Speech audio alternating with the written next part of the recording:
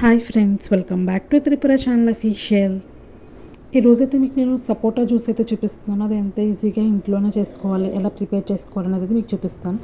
First అయితే దీనికోసం సపోటా and sugar 3 spoons and 1 cup of milk, raw milk అండి, అండ్ బూస్ట్, ఇష్టమైతే ఫ్లేవర్ యూస్ చేయొచ్చు, లేదంటే లేదు, అండ్ డ్రై ఫ్రూట్స్ అయితే మీకు నచ్చిన డ్రై ఫ్రూట్స్ అయితే మీరు యూస్ చేయొచ్చు. ఇక్కడైతే నేను ఆల్మండ్స్ అయితే యూస్ చేస్తున్నాను. నెక్స్ట్ ఐస్ క్యూబ్స్ అండి.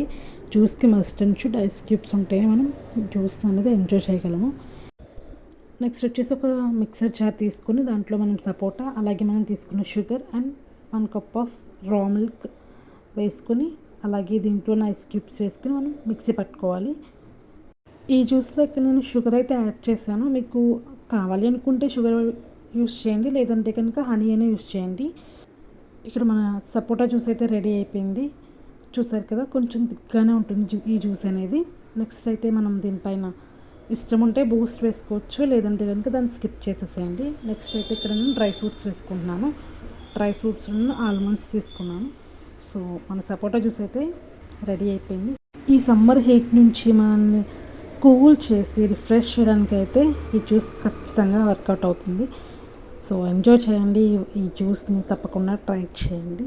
సో ఈ వీడియో మీకు నచ్చినట్టయితే తప్పకుండా లైక్ చేయండి, షేర్ చేయండి, కామెంట్ చేయండి. Thank you for watching.